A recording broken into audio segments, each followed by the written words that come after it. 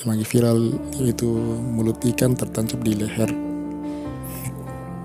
Ya, hal ini terjadi di Sulawesi Selatan, di Makassar, yaitu gambar-gambar yang beredar itu seorang anak yang didapati lehernya tertancap ikan, di mana diketahui nama anak itu bernama Muhammad Idul dari Buton Selatan, Provinsi Sulawesi Tenggara.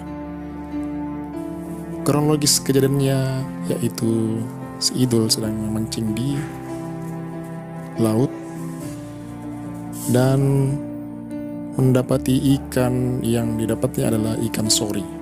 Nah, ikan sori ini terus melakukan perlawanan terhadap si Idul dan akhirnya ikan sori ini menancapkan moncongnya yang tajam di leher bagian kiri, tembus ke belakang. Dan hal ini harus dilakukan tindakan operasi untuk mengeluarkan moncong ikan itu dari tubuh si Idul.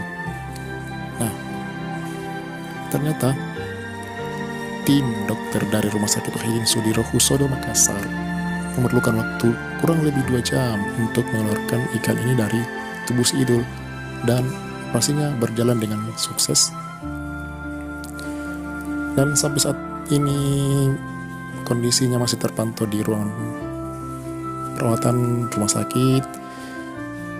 Ini adalah satu kejadian yang sangat langka, karena dimana kita ketahui ikan ini menyerang jika dalam keadaan terdesak, dan beruntungnya si Idul ini dapat selamat dari serangan ikan tersebut.